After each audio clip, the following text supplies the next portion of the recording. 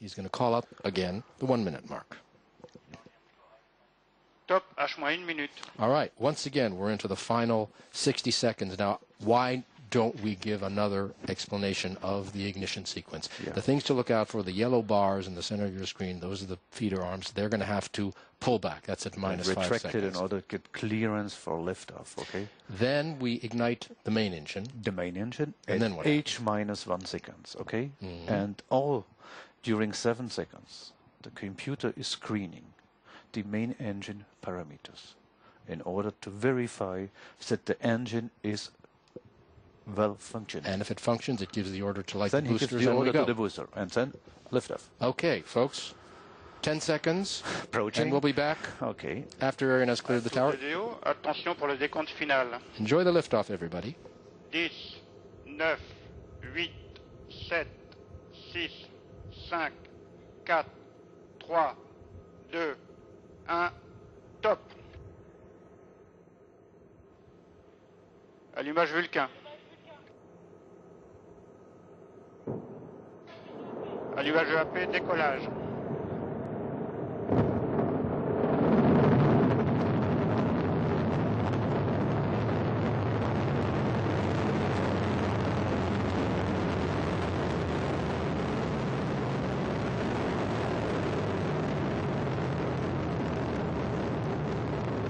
Tous les paramètres sont normaux.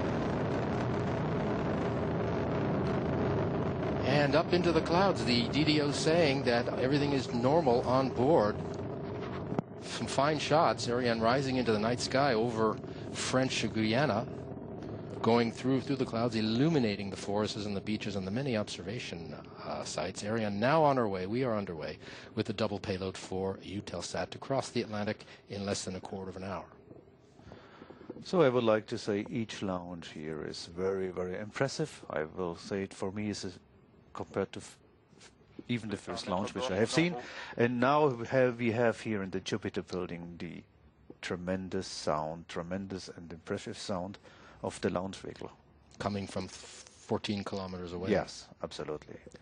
I would like to recall lift-off mass about 780 tons, 780. Compared to 2 Boeing 747 aircraft fully loaded. It's tremendous. The thrust about 1,300 tons. The DDO is calling out all is normal on board. 780 tons, which Ariane will rapidly start to shed, and she still is shedding at about 2 tons of fuel every second. And we see on the screen, on the left hand, you see the curve, the trajectory, and you see the increase of the velocity. Yeah?